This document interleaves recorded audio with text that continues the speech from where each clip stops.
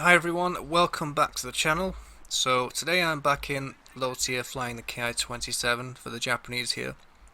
This was requested by True Blue, one of my long-time subscribers. He's been watching my videos from the beginning and I really appreciate that, so I could hardly turn him down here.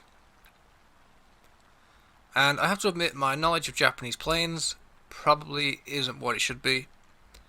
I mean, I know about the Zeros and their ability to outturn most of what they face, but this Ki-27 Otsu, well, it really surprised me with just what it was capable of, and I wasn't ready for that. So, firstly, to begin with, this plane has a super light airframe. I mean, just by looking at this, you can see there is just no weight to it. It must be made of rice paper or something, because honestly, it climbs like I don't know what. It turns like I don't know what. I've never played anything quite like it.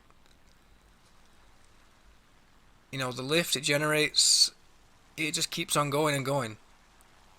But what really sets this plane apart from the others is just how nimble it is. I would be very surprised at this point if there was anything that could match the turn rate on it. I mean, I kid you not, I've turn fought with biplanes, CW21s, even the mighty Chaika is no match for this thing. Now, unfortunately, one area that does let this plane down is the guns. So bear in mind, it only gets two 7mm, and they are the Japanese low velocity type. So it does take a significant amount of time to do any kind of damage, and coupled with the twitchy nature of this plane, it's made even more so difficult playing on the controller. That being said, I do wind up getting a 6-kill ace game here with assists as well, so it's far from impossible. You just have to be very patient with it and kind of let the kills come to you. Anyway, let's dive into the gameplay here. So, I'm jumping on this other Ki-27. He's the biggest threat to me at this point. And he was conveniently distracted at the moment, so it made a lot of sense to get him out of the game while I could. I see the Shaika closing in, but I'm confident he's slow enough that I've got enough time here. I do have a bit of trouble getting the guns on target, like I said, but I manage a few hits before he diverts his attention to me. And I'm simply going to take him up into a climbing spiral here. So I'm using L1 for the max pitch and the right stick for the roll here, while keeping my cursor positioned over him with the left stick. All the while, his nose is pointed straight up, so he's bleeding speed rapidly. So I do make the mistake of overshooting again there, but that little mistake allows me a second to get my situational awareness back, and I just catch a glimpse of this I-15 and the P-36 in the distance. So I switch to the I-15, who's on my teammate at the moment. I'm going to try and shake him, get some hits into him.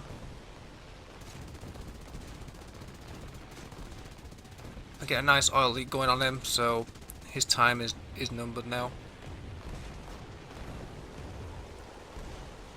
Ki-27 is still alive, although he's damaged, so I've still got to be careful. You know, those things are dangerous, as you can see. So I'll pull off the I-15 before I overshoot. And I was going to go for this P-36 here. I go into the spiral climb, but apparently he has other ideas. He's kind of focused on one of my friendlies at the moment, which I didn't know at the time. And yes, they go head on. Apparently, though, my teammate did come out of that unscathed, so, you know, I don't know how that works, but yeah, he's alive. So we have one of these Swedish biplanes here. I'm not familiar with them. I just figured he was a biplane, so I took him up and kind of baited him for my teammate there. I set him on fire just to finish him off, and that's him out of the game. And we do have the Ki-27 still with us here. He's not looking too well, so I'll just get down there, finish him off. Managed to take his wing straight off. And that's the second kill of the game. And there is still this biplane down here again. It's another Swedish one. No idea what it is. But I figure I'll put him out of his misery. And if I don't do it, somebody else will. But yeah, I end up making kind of hard work of him. Again, coupled with the fact that these guns aren't good and that I'm on the controller, yeah, that was a bit disappointing. And on the second pass, I still don't quite manage to get him, so I burned through all my ammo. But yeah, he does wind up crashing, and I'm going to get the kill eventually, so it's all good. And now, of course, we're completely out of ammo, so we need to head back to the base, refuel, rearm. So I'm going to go ahead and skip this section, and I'll be back with you shortly.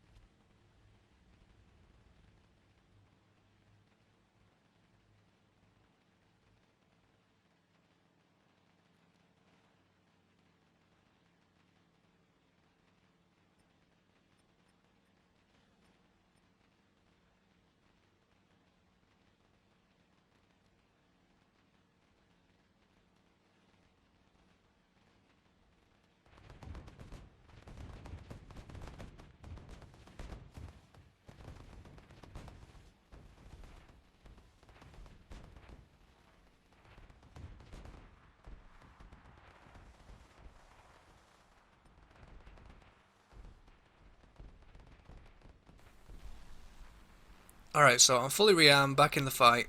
I had this striker here, and I was just trying to get him away from the triple AA because, you know, it's brutal on this map. Middle AA, it just wrecks your day, so he was having none of it, and I'm kind of forced into this danger spot here. You know, one hit from this triple AA could potentially rip me apart because this is a very lightweight plane. Not to mention there's not one but two strikers down there as well, so we have to be very careful here. But yeah, they are hitting ground targets and it's just me left, so I really can't afford them to get ahead on the tickets here, so I make the decision to head down there.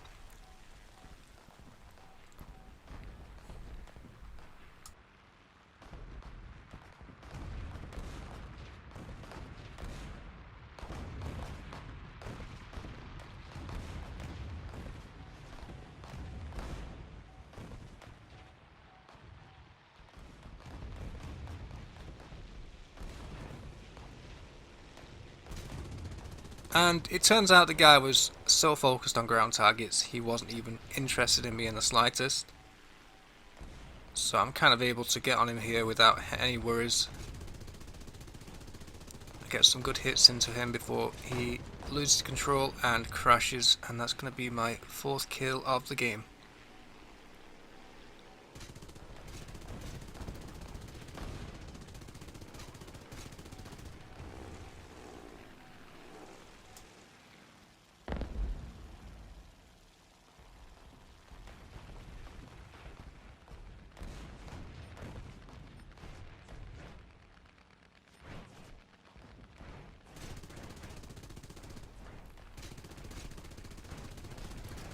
And of course, the triple AA had to hit me just before I'm about to fight this other striker, so I've got a pretty bad oil leak now.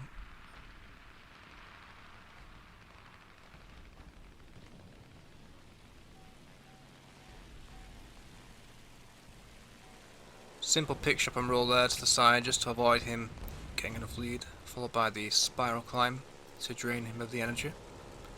Somewhat risky manoeuvre since I wasn't sure what to expect facing one of these, but sure enough, he stalls out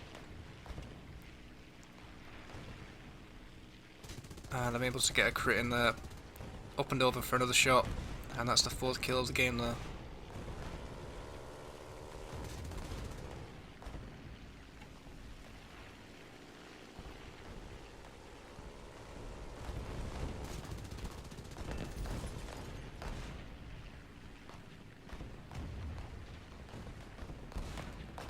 Now, unfortunately, as you saw just earlier there, the triple AA hit me a while back, so I've got a pretty bad oil leak here, and I don't know what the durability is like on this plane, so I make the decision to head back here and repair, refuel and everything. So I'm going to go ahead and skip this over. I'll be back with you shortly.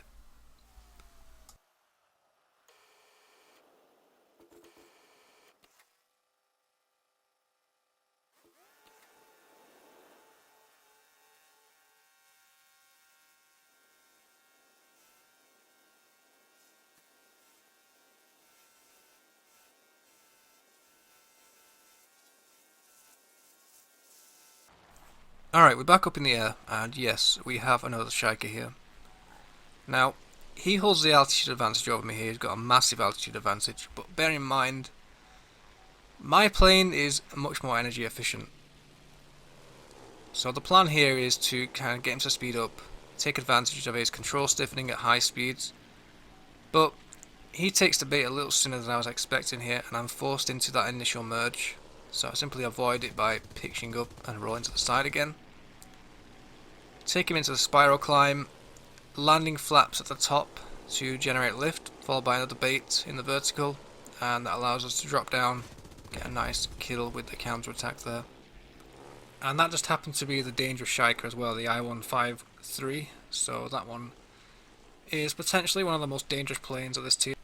It's not the cannon one, that's the one a bit later up in the battle rating, but it's still very dangerous. It's got the turn rate and it's a biplane as well. So yeah, the Ki-27, honestly I don't think there's anything that can actually turn with this. If it can beat the Shiker, I would be very surprised if there was anything that could beat this. The Shiker may have the advantage in the horizontal, but provided you use the vertical as well, you're going to be fine. So yeah, that's it for the video guys. Ki-27 Otsu, very fun plane. I've thoroughly enjoyed it, just for a bit of a change. You know, it's only low tier, but it is what it is. It's nice to have a change. So I hope you guys enjoyed the video, and True Blue, I hope this is up to your standards. Thanks for watching, and I'll see you in the next one. Cheers.